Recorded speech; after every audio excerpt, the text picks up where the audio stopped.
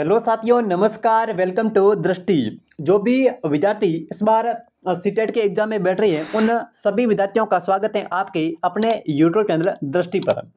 आज की क्लास के अंदर बात करेंगे सीडीपी को लेकर के। ठीक है, सीडीपी के जितने भी मोस्ट इंपॉर्टेंट क्वेश्चन बन सकते हैं, ठीक है, उन सभी प्रश्नों की चर्चा हम आज की इस क्लास के माध्यम से करेंगे।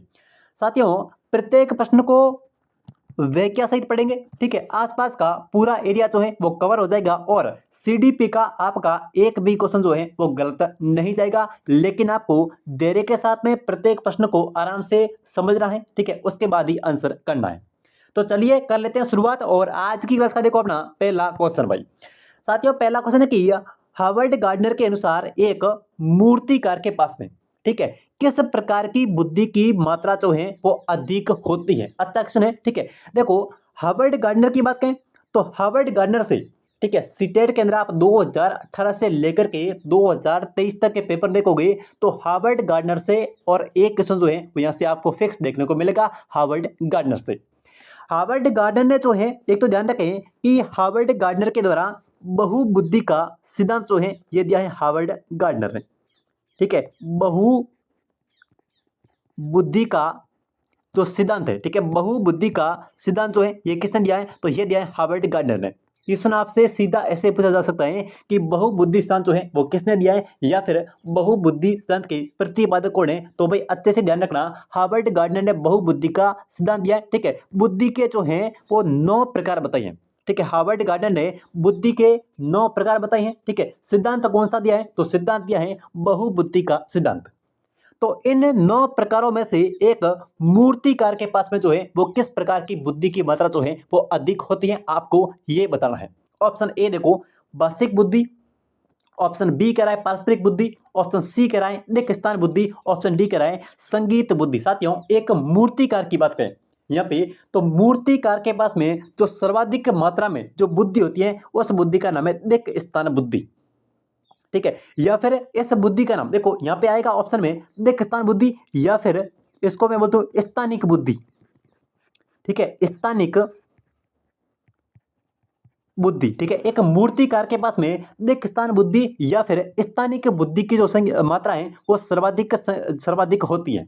ठीक है, यहाँ पे आपसे मूर्तिकार पूछे या फिर आपसे क्वेश्चन के अंदर पूछे कि एक अंतरिक्ष यात्री के पास में, एक अंतरिक्ष यात्री के पास में किस प्रकार की बुद्धि की जो मात्रा है वो सर्वाधिक होती है।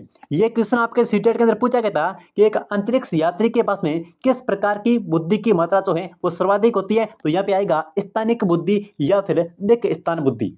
आपसे अंतरिक्ष यात्री पूछे तो करना है दिक स्थान बुद्धि स्थानिक बुद्धि, अगर आपसे मूर्तिकार पूछे तो भी यही करना है दिक स्थान बुद्धि या फिर स्थानिक बुद्धि। इसका मतलब है कि काल्पनिक रूप से, ठीक है, काल्पनिक रूप से चित्रों को जो है वो सोचना दिमाग के अंदर, तो इसको बोलते हैं स्थानिक बुद्धि। और एक मूर्तिकार पूछे या फिर आपसे एक अंतरिक्ष यात्री पूछे, इन दोनों के पास में जो है वो स्थानिक बुद्धि या फिर दिक स्थान बुद्धि जो है वो सर्वाधिक मात्रा के अंदर होती है। ठीक है, हार्वर्ड गार्डनर सिद्धांत कौन सा दिया है, बहुबुद्धि का सिद्धांत। कितने प्रकार बताए, तो प्रकार बताए हैं 9। ठीक है साथियों, यहाँ पे पारस्परिक बुद्धि की बात करें, ठीक है, पारस्परिक बुद्धि की बात करें तो एक मनोवैज्ञानिक के पास में, ठीक है, इसके अलावा एक दर्शन शास्त्री के पास में, एक मनोवैज्ञानिक के पास में, एक दर्शन शास्त्री के पास में जो बुद्धि होती है उसको हम बोलते हैं पारस्परिक बुद्धि। ठीक है, पारस्परिक बुद्धि के जो उदाहरण है इनकी चर्चा हम आगे करेंगे, लेकिन यहाँ पे इतना ध्यान रखना है कि हार्वर्ड गार्डनर ने बहुबुद्धि का सिद्धांत दिया है। ठीक है, बुद्धि के 9 प्रकार बताए हैं और एक मूर्तिकार के पास में और एक अंतरिक्ष यात्री के पास में जो बुद्धि सबसे अधिक मात्रा के अंदर होती है उसका नाम है स्थानिक बुद्धि या फिर इसको बोलते हैं दिक स्थान बुद्धि। ठीक है, तो इस क्वेश्चन का आपका सी ऑप्शन जो है वो बिल्कुल सही हो जाएगा। जिनका भी यहाँ पे सी ऑप्शन है उनका बिल्कुल सही हो जाएगा, स्थानिक बुद्धि या फिर इसको बोलते हैं दिक स्थान बुद्धि। चलिए चलते हैं अगले प्रश्न की तरफ और आज की क्लास का अपना अगला क्वेश्चन। इससे पहले सीटेट का जो महा कवरेज है साथियों, सीटेट महा कवरेज 5 दिसंबर 2024 से, ठीक है, इसके अंदर क्या होगा, एक तो 2018 से लेकर के 2023 के जितने भी आपके पेपर हैं प्रत्येक प्रश्न को व्याख्या से जो है वो सॉल्व करेंगे। ठीक है। उसके बाद में अति महत्वपूर्ण टॉपिक के विशेष प्रश्न, जैसे कि आपके टॉपिक है हार्वर्ड गार्डनर जिसने दिया है बहुबुद्धि का संदर्भ, तो यहाँ से एक क्वेश्चन जो है वो फिक्स है। तो ऐसे टॉपिक की चर्चा करेंगे जहां से क्वेश्चन आना फिक्स है, यानी कि सीटेट के हर पेपर के अंदर वहां से क्वेश्चन जो है वो पूछे जाते हैं। तो ऐसे टॉपिक को लेकर के विशेष रूप से बात करेंगे। उसके अलावा प्रत्येक प्रश्न की व्याख्या करेंगे और साथियों टारगेट जो है वो 130 प्लस का रहने वाला है। 5 दिसंबर से जो है वो अपनी लगातार जो है वो मैराथन क्लासें स्टार्ट होने वाली है सीटेट के लिए। ठीक है, जिनका भी लेवल जो है वो एकदम से जीरो है, ठीक है, और जिनको इस बार का सीटेट का पेपर जो है वो पास करना है, वो आज से ही दृष्टि के साथ में जुड़ जाना है और चैनल को सब्सक्राइब कर लेना है। ठीक है, चलिए बात करते हैं आज के अगले प्रश्न को लेकर के। साथियों आज की क्लास का अपना अगला क्वेश्चन, साथियों अगला क्वेश्चन है कि डिस्ग्राफिया है, यानी कि डिस्ग्राफिया जो है वो क्या है। ऑप्शन ए कह रहा है कि एक भाषण विकार है, ठीक है, जिसकी विशेषता हकलाना और उच्चारण के अंदर त्रुटियां करना है। ठीक है। ऑप्शन बी कह रहा है कि एक गति युक्त विकार है जिसमें स्थूल पेशीय बाधिता है। ठीक है। ऑप्शन सी कह रहा है कि एक तंत्रिकीय विकार है जिसकी विशेषता अक्षरों और आकारों को बनाने में कठिनाई है। ठीक है। ऑप्शन चौथा कह रहे हैं कि एक मनोवैज्ञानिक विकार है जिसकी विशेषता ध्यान का अभाव और आवेगशील का व्यवहार है। साथियों डिस्ग्राफिया की बात करें तो ये एक प्रकार का तंत्रिकीय विकार है। ठीक है, डिस्ग्राफिया जो है ये एक प्रकार का तंत्रिकीय विकार है। इसके अंदर अक्षरों को बनाना और आकारों को बनाने के अंदर क्या होती है, कठिनाई महसूस होती है। ठीक है, तो डिस्ग्राफिया एक तंत्रिकीय विकार है जिसकी विशेषता होती है कि अक्षरों और आकारों को बनाने के अंदर जो है वो कठिनाई महसूस करना। बढ़े आगे, देखो आज की क्लास का अपना अगला क्वेश्चन, आज की क्लास का अपना देखो अगला क्वेश्चन है और इंपॉर्टेंट क्वेश्चन है। देखो साथियों, हाँ जी साथियों, क्वेश्चन है कि वृद्धि और विकास के संदर्भ में निम्न में से कौन सा कथन जो है वो यहाँ पे सत्य है, यानी कि वृद्धि और विकास को लेकर के। ठीक है, ग्रोथ और डेवलपमेंट को लेकर बताना है कि इनमें से कौन सा कथन जो है वो सत्य है। ऑप्शन ए कहना है कि वृद्धि जो है वो एक सीमित प्रक्रिया है और विकास का क्षेत्र जो है वो व्यापक है। बिल्कुल सही बात है। वृद्धि की बात कहें या फिर अभिवृद्धि की बात कहें तो ये जो है वो एक सीमित प्रक्रिया है, यानी कि ये जो है वो मध्य किशोरावस्था तक चलने वाली एक प्रक्रिया है। ठीक है, वृद्धि जो है ये साथियों मध्य किशोरावस्था तक ही चलती है, क्योंकि जैसे वृद्धि का संबंध किससे, तो वृद्धि का संबंध जो है वो अपने शरीर के आकार और भार से है। ठीक है, अपने शरीर का आकार जो है वो भी बढ़ रहा है और साथियों भार भी बढ़ रहा है, लेकिन मध्य किशोरावस्था की आयु के बाद में ये दोनों जो है वो रुक जाता है, यानी कि सीमित हो जाता है। तो वृद्धि जो है वो एक सीमित प्रक्रिया है। ठीक है, और ये मध्य किशोरावस्था तक चलती है और वृद्धि का संबंध जो है वो अपने शरीर के आकार और भार से है। इसके बाद में विकास का क्षेत्र जो है वो व्यापक है। बिल्कुल, विकास की बात करें तो विकास जो है ये स्टार्ट होता है पूर्व प्रसव अवस्था से। ठीक है, विकास की बात करें तो विकास जो है ये पूर्व प्रसव अवस्था से स्टार्ट होता है। ये क्वेश्चन आपके कई बार जो है वो पूछा जा चुका है कि विकास की जो प्रक्रिया है वो शुरू होती है। ठीक है, उसमें ऑप्शन में ऐसे आते हैं जैसे शिशुअवस्था, किशोरावस्था, तो विकास जो है वो हमेशा पूर्व प्रसव अवस्था से शुरू होता है। उसके बाद में ये जो है वो एक निरंतर चलने वाली प्रक्रिया है। विकास जो है वो निरंतर चलता रहता है, यानी कि जन्म से लेकर के मृत्यु तक विकास जो है वो चलता रहता है, लेकिन वृद्धि जो है वे सिर्फ और सिर्फ मध्य किशोर अवस्था तक ही चलती है। ठीक है, और वृद्धि का सीधा संबंध जो है वो अपने शरीर के आकार और भार से है। और ये क्वेश्चन भी आपके पूछा गया था सीटेट के अंदर कि वृद्धि का संबंध है, तो ध्यान रहे वृद्धि का संबंध जो है वो अपने शरीर के आकार और भार से है। ठीक है, अब देखो ऑप्शन बी कह रहा है कि वृद्धि और विकास को लेकर ऑप्शन बी कह रहे हैं कि यहाँ पे वृद्धि मात्रात्मक परिवर्तन है। बिल्कुल, वृद्धि जो है ये एक मात्रात्मक परिवर्तन है। ठीक है, इसको हम माप सकते हैं, यानी कि ये अपने माप का विषय है। जैसे आज अपना जो वजन है वो 50 केजी है और 4 महीने बाद जो है वो अगर 55 केजी हो गया, यानी कि 55 केजी हो गया, तो ये एक जो है वो मात्रात्मक है, मात्रात्मक परिवर्तन है, यानी कि वृद्धि जो है वो माप का विषय है, इसको हम माप सकते हैं। लेकिन विकास जो है इसको हम सिर्फ और सिर्फ देख सकते हैं, जबकि विकास जो है वो मात्रात्मक और गुणात्मक दोनों होता है। तो बिल्कुल कथन ए भी सत्य है और कथन आपका बी भी सत्य है, यानी कि ए और बी। ठीक है, जिनका भी ऑप्शन यहाँ पे सी आ रहा है, ठीक है, उनका बिल्कुल सही हो जाएगा। कथन ए और बी दोनों जो है वो सत्य है। वृद्धि एक सीमित प्रक्रिया है और विकास का क्षेत्र व्यापक है। ठीक है, वृद्धि सिर्फ और सिर्फ एक मात्रात्मक परिवर्तन है और विकास की बात करें तो ये मात्रात्मक भी है और आपका गुणात्मक दोनों है। ठीक है, तो जिनका भी ऑप्शन यहाँ पे ए और बी यानी कि सी आ रहा है उनका बिल्कुल सही हो जाएगा। आज की क्लास का देखो अगला क्वेश्चन भाई साथियों, अगला क्वेश्चन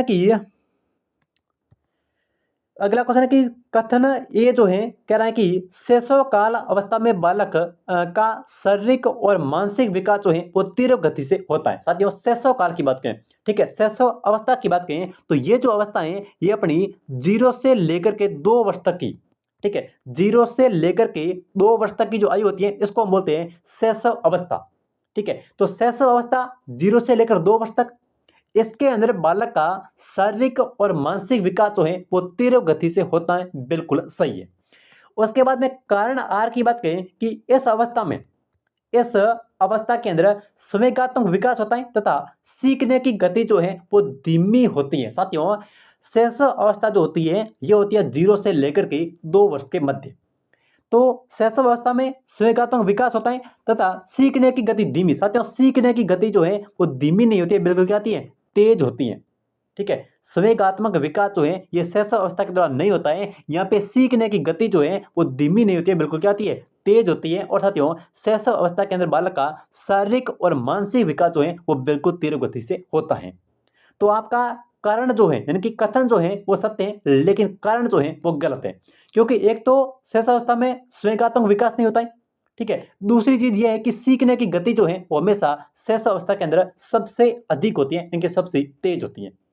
0 से लेकर के 2 वर्ष का जो बालक है वो सबसे स्पीड यानी कि वेरी फास्टली वो जो है वो सीखता है, यानी कि सीखने की गति जो होती है ना वो शैशवावस्था के अंदर वो बहुत ही तेज होती है। तो आपका कथन ये सत्य है लेकिन कारण जो आर है वो बिल्कुल गलत है। तो कौन सा ऑप्शन, कथन ए जो है वो सही है और कारण आर जो है वो गलत है, यानी कि तीसरा ऑप्शन जो है वो बिल्कुल यहाँ पे सही हो जाएगा। कथन ए सही है और कारण जो है आर है वो गलत है। ठीक है, आज की क्लास का देखो अगला क्वेश्चन कह रहा है कि मानव विकास है। ठीक है, मानव विकास जो प्रक्रिया है वो किस प्रकार की है, देखो मात्रात्मक है, गुणात्मक है, कुछ सीमा तक अमापनीय है या फिर ए और बी दोनों। साथियों विकास की बात करें तो विकास जो है ये एक निरंतर चलने वाली प्रक्रिया है। ठीक है, यानी कि सतत प्रक्रिया है। ठीक है, विकास जो है वो जीवन पर्यंत चलता रहता है। ठीक है, तो विकास जो है ये मात्रात्मक भी है और विकास जो है वो गुणात्मक भी है, यानी कि ए और बी दोनों। ठीक है, तो जिनका भी यहाँ पर ऑप्शन डी आ रहा है उनका बिल्कुल सही हो जाएगा। विकास जो है वो मात्रात्मक भी है और गुणात्मक भी है। लेकिन अगर आपसे यहाँ पे पूछे वृद्धि की बात करें, साथियों वृद्धि की यानी कि ग्रोथ की बात करें तो ये सिर्फ और सिर्फ एक मात्रात्मक परिवर्तन है। ठीक है, वृद्धि जो है वो सिर्फ और सिर्फ मात्रात्मक परिवर्तन है। लेकिन साथियों विकास की बात करें तो विकास जो है वो मात्रात्मक भी है और अपना गुणात्मक भी है, यानी कि ए और बी दोनों। ठीक है, तो जिनका भी यहाँ पर ऑप्शन डी आ रहा है उनका बिल्कुल सही हो जाएगा। आज की क्लास का देखो अगला क्वेश्चन भाई, आज की क्लास का अपना अगला क्वेश्चन है कि निम्नलिखित में से कौन सा प्रारंभिक बाल्यावस्था, ठीक है, प्रारंभिक बाल्यावस्था अवधि के दौरान उन भूमिकाओं और व्यवहारों के बारे में जानकारी प्रदान करती है जो एक समूह के रूप में स्वीकार्य है। सबसे पहले देखो प्रारंभिक बाल्यावस्था की बात करें तो ये जो अवस्था होती है ये होती है 2 वर्ष से लेकर के 6 वर्ष के मध्य। प्रारंभिक बाल्यावस्था यानी कि बाल्य अवस्था की शुरुआत है। ठीक है, शैशव अवस्था की हमने बात की तो शैशव की अवस्था जो होती है, शैशव अवस्था जो होती है ये होती है 0 से लेकर के 2 वर्ष तक। उसके बाद में यानी कि बाल्य अवस्था जस्ट स्टार्ट होता है तो उसको हम बोलते हैं प्रारंभिक बाल्य अवस्था, यानी कि बाल्य अवस्था की शुरुआत होना। तो उस समय यानी कि 2 वर्ष से लेकर के 6 वर्ष के दौरान बालक जो है वो सबसे अधिक जो है वो किसके द्वारा सीखते हैं, यानी कि सबसे अधिक जो है वो जानकारी किससे लेते हैं। ठीक है, तो साथियों भाई बहन और अध्यापक से, अध्यापक एवं साथी से, साथी एवं माता पिता से, या फिर माता पिता एवं भाई बहन से। ठीक है, अगर 2 वर्ष से लेकर के 6 वर्ष के बालक की बात करें ये जो है वो सर्वाधिक रहता है घर के अंदर, सबसे अधिक समय तक 2 से लेकर के 6 वर्ष का जो बच्चा होता है वो घर में रहता है। तो सबसे अधिक उनके व्यवहार के बारे में उनकी जिनसे वो सीखता है माता पिता और भाई बहन से। ठीक है, तो जिनका भी ऑप्शन यहाँ पे डी आ रहा है उनका बिल्कुल सही हो जाएगा। माता पिता एवं भाई बहन जो होते हैं ये प्रारंभिक बाल्यावस्था के अंदर व्यवहार के बारे में सबसे अधिक जानकारी जो है वो बालक को माता पिता और भाई बहन से प्राप्त होती है। ठीक है, तो जिनका भी ऑप्शन यहाँ पे डी आ रहा है उनका बिल्कुल सही हो जाएगा। आज की क्लास का देखो अगला क्वेश्चन भाई, अगला क्वेश्चन है कि शैशव काल की अवधि है, यानी कि शैशव अवस्था जो होती है वो कितने टाइम तक होती है, तो ये साथियों अपनी जन्म से लेकर के 2 वर्ष के मध्य होती है। तो आपका ए ऑप्शन जो है वो बिल्कुल सही हो जाएगा। जन्म से लेकर के 2 वर्ष तक जो है वो शैशव काल होता है, यानी कि इसको हम शैशव अवस्था बोलते हैं। इसके बाद में देखो अगर बात करें प्रारंभिक बाल्यावस्था की, ठीक है, प्रारंभिक बाल्यावस्था जो टाइम पीरियड होता है ये साथियों 2 वर्ष से लेकर के 6 वर्ष तक होता है। ठीक है, उसके बाद में आती है बाल्यावस्था। बाल्यावस्था की जो अवधि है ये 6 वर्ष से लेकर के 12 वर्ष तक। ठीक है, उसके बाद में आती है किशोरावस्था। किशोरावस्था और किशोरावस्था का जो टाइम पीरियड है ये साथियों 12 वर्ष से लेकर के फिर 18+ यानी कि 18 वर्ष से अधिक। ठीक है, तो शैशव काल की जो अवधि होती है ये जन्म से लेकर के 2 वर्ष तक होती है। ठीक है, प्रारंभिक बाल्यावस्था की अगर आपसे पूछे तो 2 वर्ष से लेकर 6 वर्ष करना है। बाल्यावस्था की पूछे तो 6 वर्ष से लेकर 12 वर्ष करना है। उसके बाद में किशोरावस्था की पूछे तो फिर 6 वर्ष से लेकर के 18+। ठीक है, बढ़े आगे देखो नेक्स्ट क्वेश्चन। आज की क्लास का अपना अगला क्वेश्चन है कि विकास की गति जो है वो एक व्यक्ति से दूसरे व्यक्ति के अंदर भिन्न होती है, किंतु ये एक किस नमूने का अनुगमन करती है। अच्छा सुने, विकास की जो गति होती है वो एक व्यक्ति से दूसरे व्यक्ति के अंदर भिन्न भिन्न प्रकार की होती है।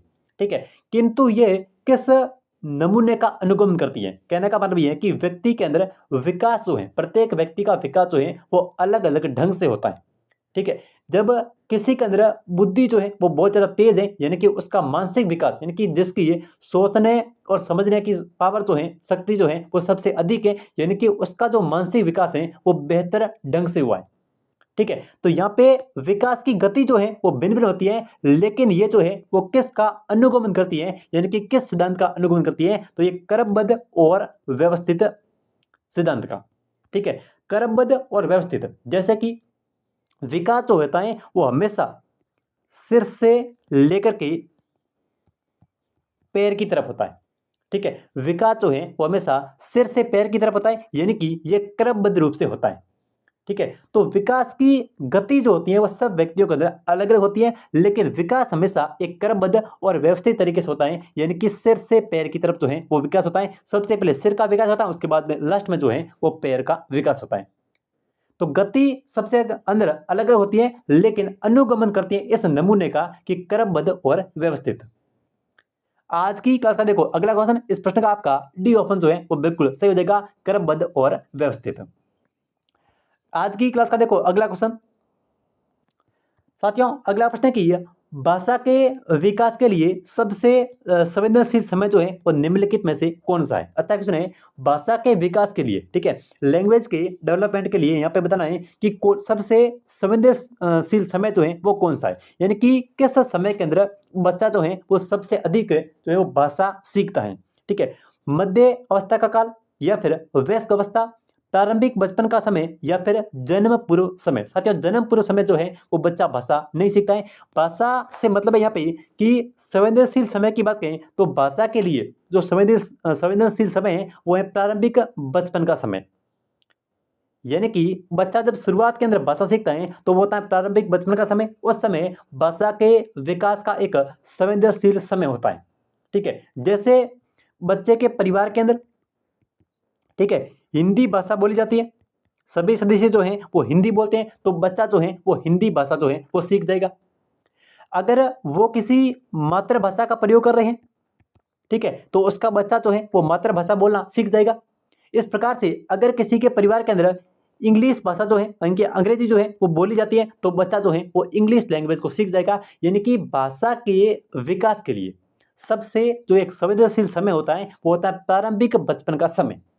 जिस प्रकार की जो भाषा है वो बच्चे को सिखाई जाएगी, जिस परिवार के अंदर यानी कि जिस वातावरण के अंदर जो भाषा बोली जाएगी, बच्चा उस भाषा को जो है वो सीख जाएगा। इस प्रकार से जैसे परिवार के अंदर मैंने आपको कहा हिंदी है तो हिंदी सीखेगा, अगर मातृभाषा है तो मातृभाषा, अगर वो अंग्रेजी भाषा बोल रहे हैं उसके परिवार वाले तो वो अंग्रेजी भाषा सीख जाएगा। भाषा के विकास के लिए सबसे संवेदनशील समय जो है वो है प्रारंभिक बचपन का समय। तो जिनका भी ऑप्शन यहाँ पे सी आ रहा है उनका बिल्कुल सही हो जाएगा, प्रारंभिक बचपन का समय। देखो आज की क्लास का अगला क्वेश्चन भाई, अगला क्वेश्चन है कि देखो निम्नलिखित अवधि में से किसके अंदर, ठीक है, शारीरिक वृद्धि और विकास जो है वो सबसे तीव्र गति से घटित होता है, यानी कि ग्रोथ और डेवलपमेंट जो है वो, ठीक है, किस अवधि के दौरान सबसे फास्टली तरीके से, यानी कि सबसे जो है वो तीव्र गति से, सबसे तेज गति से जो है वो होता है, ठीक है। शैशवावस्था और प्रारंभिक बाल्यावस्था, प्रारंभिक बाल्यावस्था या फिर मध्य बाल्यावस्था, ठीक है, मध्य बाल्यावस्था या फिर किशोरावस्था या फिर किशोरावस्था और वयस्कता। साथियों यहाँ पे ग्रोथ और डेवलपमेंट की बात करें, ठीक है, शारीरिक वृद्धि और विकास की बात करें तो ये जो है वो शैशवावस्था और प्रारंभिक बाल्यावस्था के दौरान, ठीक है, शैशवावस्था और प्रारंभिक बाल्यावस्था के दौरान विकास जो है वो सबसे तेज गति से होता है, ठीक है। देखो शैशवावस्था की बात करें तो ये होती है 0 से लेकर के 2 वर्ष तक, ठीक है। प्रारंभिक बाल्यावस्था का समय जो है ये साथियों 2 वर्ष से लेकर के 6 वर्ष तक का समय है, वो होता है प्रारंभिक बाल्यावस्था। और शैशवावस्था जो होती है ये 0 से लेकर के 2 वर्ष का समय होता है। इसके अंदर शारीरिक वृद्धि और विकास जो है वो सबसे तेज गति से घटित होता है शैशवावस्था और प्रारंभिक बाल्यावस्था के अंदर। तो जिनका भी ऑप्शन यहाँ पे ए आ रहा है उनका बिल्कुल सही हो जाएगा, शैशवावस्था और प्रारंभिक बाल्यावस्था। आज की क्लास का देखो अगला क्वेश्चन भाई,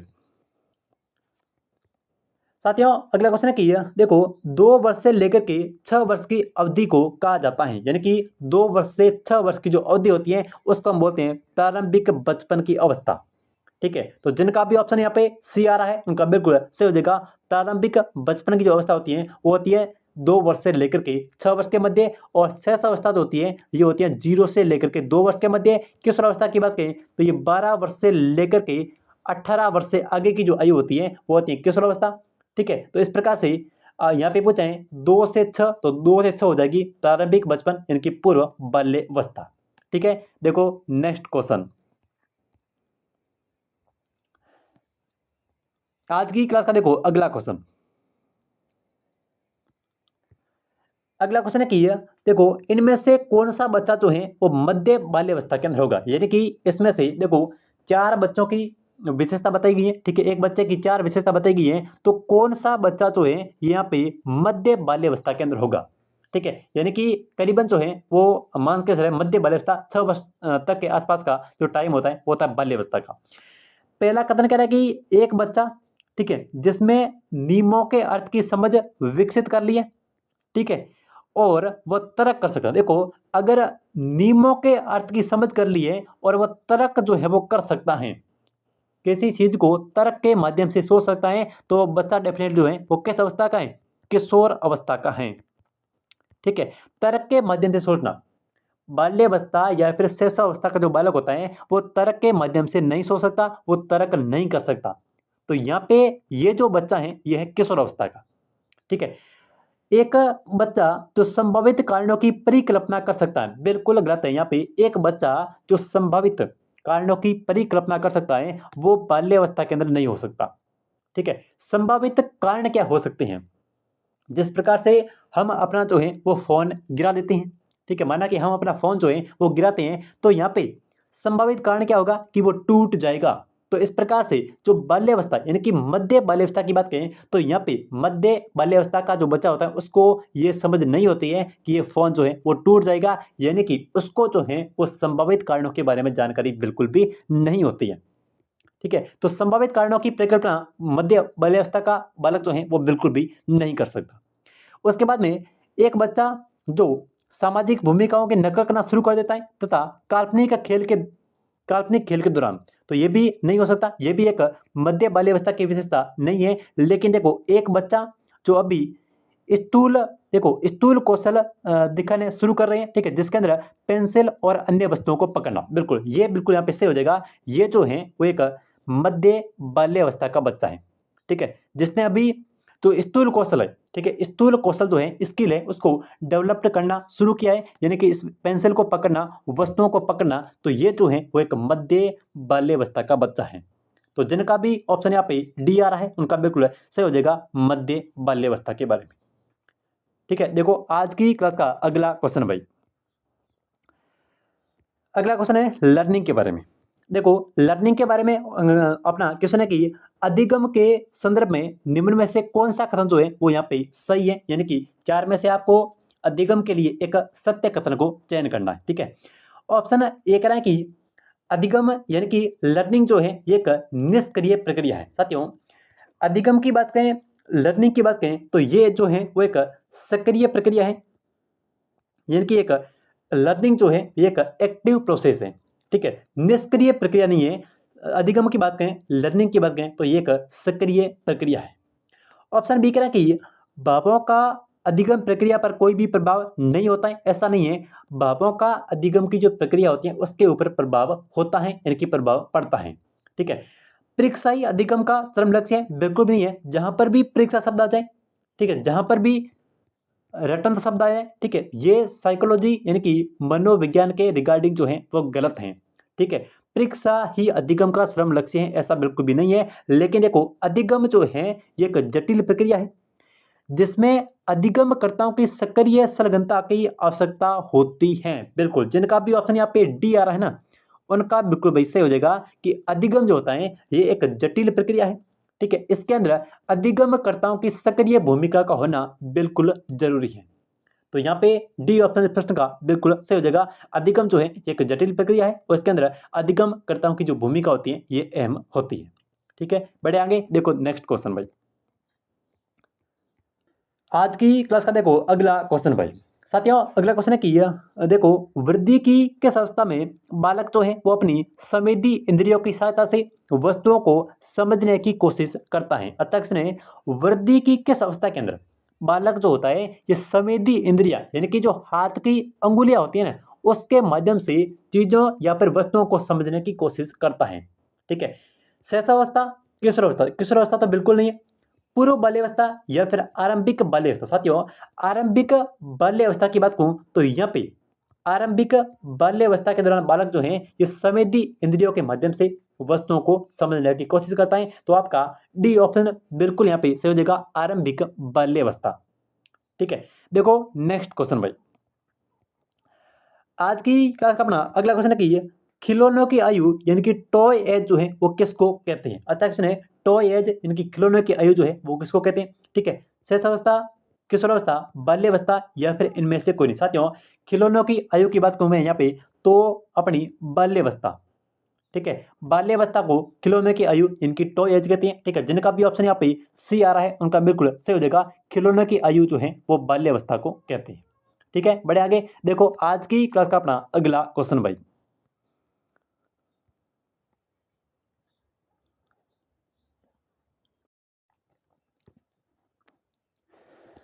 आज की क्लास का अपना देखो अगला क्वेश्चन भाई। साथियों अगला क्वेश्चन है कि अभिवृद्धि के बारे में कौन सा कथन जो है वो यहाँ पे सत्य नहीं है, यानी कि ग्रोथ को लेकर के आपको बताना है कि इनमें से कौन सा कथन जो है वो सत्य नहीं है। ठीक है, ऑप्शन ए कह रहा है अभिवृद्धि को लेकर के कि अभिवृद्धि जो है ये केवल शारीरिक परिवर्तनों को व्यक्त करती है। ठीक है, अभिवृद्धि जो होती है ये केवल और केवल, ठीक है, शारीरिक परिवर्तनों को व्यक्त करती है, बिल्कुल सही है। ठीक है, वृद्धि का संबंध जो है वो अपने शरीर के आकार प्लस भार से, ठीक है, वृद्धि का संबंध जो है वो अपने शरीर के आकार और भार से है, यानी कि वृद्धि जो है वो केवल और केवल शारीरिक परिवर्तनों को ही व्यक्त करती है। ऑप्शन बी कह रहा है कि वृद्धि जो है ये एकीकृत नहीं होती है, बिल्कुल सही है। वृद्धि जो होती है ना ये विकास की प्रक्रिया का एक भाग है, एक विकास की जो प्रक्रिया है उसका भाग है। कौन सी? अभिवृद्धि। ये एक एकीकृत प्रक्रिया नहीं है। ठीक है, ऑप्शन सी है कि वृद्धि माप का विषय है, तो बिल्कुल भी सही है। वृद्धि जो है इसको माप सकते हैं, क्योंकि वृद्धि जो है ये माप का विषय है। लेकिन वृद्धि वातावरण पर निर्भर नहीं है, तो ऐसा बिल्कुल नहीं है। वृद्धि जो होती है ना ये वातावरण के ऊपर निर्भर है, यानी कि वृद्धि के बारे में आपका ऑप्शन डी जो है वो बिल्कुल भी यहाँ पे सही नहीं है। वृद्धि जो होती है ना ये वातावरण के ऊपर निर्भर होती है। ठीक है, तो इस प्रश्न का डी ऑप्शन बिल्कुल सही हो जाएगा। बाकी देखो वृद्धि के बारे में एक तो ये शारीरिक प्रतिदिनों को व्यक्त करती है। ठीक है, अभिवृद्धि का संबंध जो है वो अपने शरीर के आकार और भार से है। ठीक है, वृद्धि एकीकृत प्रक्रिया नहीं होती है। ठीक है। वर्दी जो होती है ये एक माप का विषय है, लेकिन वर्दी जो होती है ये वातावरण के ऊपर निर्भर होती है। ठीक है, तो जिनका भी ऑप्शन यहाँ पे डी आ रहा है उनका बिल्कुल सही हो जाएगा। देखो नेक्स्ट क्वेश्चन भाई, आज की क्लास का अगला क्वेश्चन साथियों देखो कि सामाजिक सांस्कृतिक विकास संबंधी मान्यता के प्रतिपादक कौन है। अच्छा क्वेश्चन है।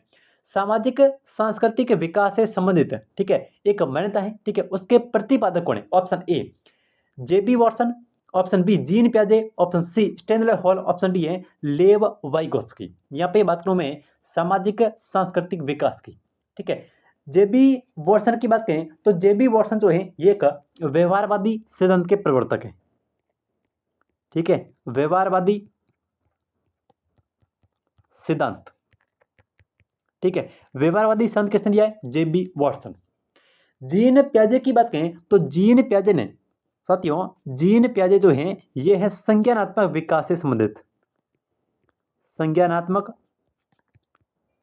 विकास की जो अवधारणा है, ठीक है, संज्ञानात्मक विकास की जो अवधारणा है ये दिया जीन पियाजे ने, ठीक है। स्टेनले हॉल की बात करें तो स्टेनले हॉल का समझ जो है ये जैविक परिपक्वता के सिद्धांत से है, जैविक परिपक्वता को लेकर जो अवधारणा दी है, ठीक है, ये दी है स्टेनले हॉल ने। तो यहाँ पे व्यवहारवादी सिद्धांत कौन है, तो यह वॉटसन, ठीक है। अगर आपसे संज्ञानात्मक पूछे तो करना जीन पियाजे। अगर आपसे जैविक परिपक्वता का जो सिद्धांत है उसके जो मान्यता है सिद्धांत की उसके प्रतिपादक पूछे तो करना स्टेनले हॉल। लेकिन यहाँ पे सामाजिक संस्कृति की बात करें तो इसके लिए हो जाएगा लेव वाइगोत्स्की, ठीक है। तो जिनका भी ऑप्शन यहाँ पे डी आ रहा है उनका बिल्कुल सही हो जाएगा। सामाजिक सांस्कृतिक विकास से संबंधित एक मान्यता है, ठीक है, उसके प्रतिपादक है कौन, उसके प्रतिपादक है लेव वाइगोत्स्की। विकास संबंधित एक धारणा है व्यवहारवादी सिद्धांत, ठीक है, उसके प्रतिपादक कौन है, जेबी वॉटसन। संज्ञानात्मक विकास सिद्धांत की अवधारणा किसने दी है, ये दी है जीन पियाजे ने, ठीक है। जैविक परिपक्वता को लेकर जो विकास की मान्यता है, ठीक है, ये किसने दी है, तो ये दी है स्टेनले हॉल के द्वारा। और सामाजिक सांस्कृतिक विकास की जो मान्यता है उसके प्रतिपादक हैं लेव वाइगोत्स्की। तो जिनका भी डी ऑप्शन है उनका बिल्कुल सही हो जाएगा। चलो नेक्स्ट क्वेश्चन भाई, आज की क्लास का अगला क्वेश्चन साथियों, अगला क्वेश्चन है कि विकास जो है ये मस्तकोन्मुखी होता है। मस्तकोन्मुखी का मतलब होता है कि सबसे पहले बालक के सिर का विकास होगा, उसके बाद में अंतिम के अंदर जो है वो पांव का विकास होगा। तो इसको हम बोलते हैं विकास जो है ये मस्तकोन्मुखी होता है। ये विकास के किस सिद्धांत का अनुसरण करता है, ठीक है। विकास जो है ये मस्तकोन्मुखी, मस्त का मतलब होता है कि यहाँ पे सिर का विकास जो है वो सबसे पहले होगा, ठीक है, अंतिम में जाके पैरों का विकास होगा। तो ये विकास के किस सिद्धांत का अनुसरण करता है। ऑप्शन ए निरंतर विकास का सिद्धांत, या फिर अंगों की गति में भिन्नता का सिद्धांत, या फिर समान प्रतिमान का सिद्धांत, या फिर विकास की दिशा का सिद्धांत। साथियों सिर से पैर की तरफ ये जो है ये एक दिशा है भाई, ठीक है। तो ये जो है वो विकास की दिशा का सिद्धांत, ठीक है। विकास की दिशा का सिद्धांत ये कहता है कि किसी भी बालक का विकास जो है वो मस्तकोन्मुखी होता है। कहने का मतलब है कि सबसे पहले बालक के सिर का विकास होता है, उसके बाद में यानी कि अंतिम के अंदर जो है वो पैरों का विकास होता है। ये विकास के कौन से सिद्धांत के रिगार्डिंग है, तो ये अपने विकास की दिशा का सिद्धांत जो है वो ऐसा कहता है, ठीक है। चलो नेक्स्ट क्वेश्चन देखते हैं। अगला क्वेश्चन है कि यह टोल्ली की आयु यानी कि गिरो अवस्था जो है ये किस आयु की विशेषता है। टोल्ली की आयु जो है वो किस आयु की विशेषता है, गिरो अवस्था, तो ये है बाल्यावस्था की, ठीक है। तो जिनका भी ऑप्शन यहाँ पे बी आ रहा है उनका बिल्कुल सही हो जाएगा। टोल्ली की आयु यानी कि गिरोह की जो अवस्था है, ठीक है, टोल्ली की आयु गिरोह की जो अवस्था होती है ये होती है बाल्यावस्था की एक विशेषता, ठीक है। देखो अगर मैं यहाँ पे बात कहूँ कि प्रबल जिज्ञासा, ठीक है, प्रबल जिज्ञासा जो है ये किस आयु की विशेषता है, तो ये भी बाल्य अवस्था की विशेषता है, प्रबल जिज्ञासु। इसके अलावा प्रबल, इसके बाद में देखो संग्रह की प्रवृत्ति, ठीक है, संग्रह की प्रवृत्ति जो है ये किस आयु की विशेषता है, तो ये भी बाल्यावस्था के बालकों की एक विशेषता है, संग्रह की प्रवृत्ति, ठीक है। प्रबल जिज्ञासा क्वेश्चन ना कुछ कक्षा के अंदर पूछते रहना, ये बाल्यावस्था की विशेषता है। टोल्ली की आयु, गिरोह की आयु, ये बाल्यावस्था की विशेषता है, ठीक है। संग्रह की प्रवृत्ति जब कक्षा 1 से लेकर के 5 तक के जो बालक होते हैं उनके अगर बैग को चेक किया जाए तो उसके अंदर भिन्न भिन्न प्रकार की जो वस्तुएं हैं वो देखने को मिलेगी। तो इसको बोलते हैं संग्रह की प्रवृत्ति। तो संग्रह की जो प्रवृत्ति होती है ना, ये बाल्यावस्था के अंदर सर्वाधिक देखने को मिलती है, यानी कि संग्रह की वृत्ति बाल्यावस्था की एक विशेषता है। ठीक है, तो जिनका भी ऑप्शन यहाँ पे बी आ रहा है इनको भी अच्छे से ध्यान रखना। एक तो प्रबल जिज्ञासा पूछा गया है और एक संग्रह की प्रवृत्ति, ये दोनों ऑप्शन जो है उस स्टेट के अंदर पूछे गए हैं। ठीक है, चलो नेक्स्ट क्वेश्चन देखते हैं।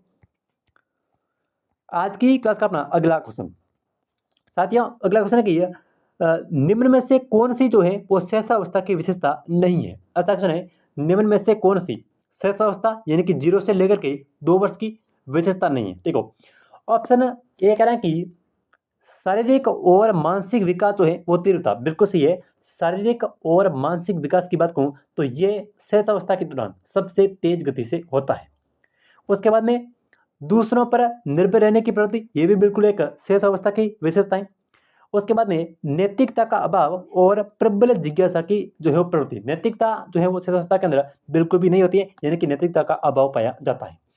दूसरों पर निर्भर, बिल्कुल सही है। दूसरों पर जो मम्मी पापा होते हैं उसके ऊपर निर्भर रहते हैं, यानी कि दूसरों के ऊपर निर्भर रहने की जो प्रवृत्ति है ये एक सहसावस्था की विशेषता है। लेकिन देखो प्रबल जिज्ञासा की बात करूं, ठीक है, प्रबल जिज्ञासा का मतलब है कि कुछ ना कुछ पूछते रहना। तो प्रबल जिज्ञासा जो है ये एक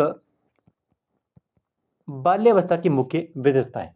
प्रबल जिज्ञासा की जो अवस्था है, प्रबल जिज्ञासा की जो प्रवृत्ति है ये बाल्यावस्था के अंदर सर्वाधिक देखने को मिलती है। बाकी आपकी शारीरिक मानसिक विकास तेज गति से होता है सहसावस्था में। ठीक है, दूसरों के ऊपर निर्भर रहते हैं और नैतिकता का अभाव। अगला क्वेश्चन देखो, अगला क्वेश्चन है कि बाल विकास की किस अवस्था में बहिर्मुखी व्यक्तित्व का विकास सर्वाधिक होता है। अच्छा क्वेश्चन है, बाल विकास की, ठीक है, एक बालक के विकास की किस अवस्था के दौरान बहिर्मुखी व्यक्तित्व का जो विकास है वह सर्वाधिक होता है। तो ये होता है बाल्यावस्था के दौरान। बालक की जो बाल्यावस्था होती है उसके दौरान अपनी जो बहिर्मुखी व्यक्तित्व का विकास होता है, बाहर के लोगों से बातचीत करना, तो ये होता है बाल्यावस्था के दौरान। ठीक है, जिनका भी ऑप्शन यहाँ पे बी आ रहा है उनका बिल्कुल सही हो जाएगा बाल्यावस्था। आज की क्लास का देखो अगला क्वेश्चन भाई, अगला क्वेश्चन है कि अनुकरण की प्रवृत्ति जो है ये किस अवस्था की मुख्य विशेषता है। अच्छा क्वेश्चन है, अनुकरण की प्रवृत्ति, ठीक है, ये किस आयु की मुख्य विशेषता है। ये है बाल्यावस्था की।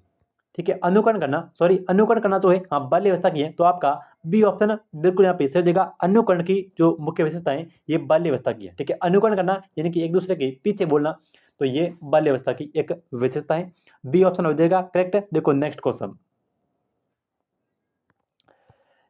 अगला प्रश्न की है, निम्न में से कौन सी मूल प्रति की विशेषता जो है वो नहीं है। देखो मूल प्रति जो है ये है 14, ठीक है, उसके साथ में 14 जो है वो समेक जुड़े हुए हैं। ठीक है, मूल प्रति और समेक जो है ये किसने दिए, तो ये दिए है मैकड्यूगल के द्वारा। मैकड्यूगल ने 14 मूल प्रति और 14 समेक जो है वो बताए हैं। ठीक है, तो यहाँ पे कौन सी जो है वो मूल प्रति की विशेषता नहीं है। देखो ये एक जन्मजात होती है, बिल्कुल सही है। नष्ट नहीं होती है, इसके अंदर संशोधन होता रहता है, ये भी बिल्कुल सही है।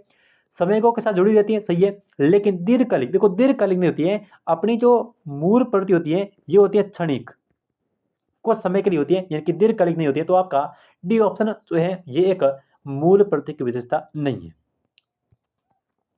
अगला क्वेश्चन, अगला क्वेश्चन है कि किस मनोवैज्ञानिक के अनुसार विकास जो है वो एक सतत और धीमी प्रक्रिया है। ठीक है, किस मनोवैज्ञानिक के अनुसार विकास जो है इनके डेवलपमेंट जो है ये एक सतत प्रक्रिया है और एक धीमी प्रक्रिया है। तो ये कॉल्सनिक, पियाजे, स्किनर या फिर हरलॉक। साथियों विकास जो है वो सतत और धीमी प्रक्रिया है, तो ये है हरलॉक के अनुसार। जिनका भी ऑप्शन यहाँ पे डी आ रहा है उनका बिल्कुल सही हो जाएगा। हरलॉक के अनुसार विकास जो है वो एक सतत प्रक्रिया है और एक धीमी प्रक्रिया है। ठीक है, तो इस प्रश्न का आपका डी ऑप्शन बिल्कुल सही देगा, हरलॉक। देखो नेक्स्ट क्वेश्चन,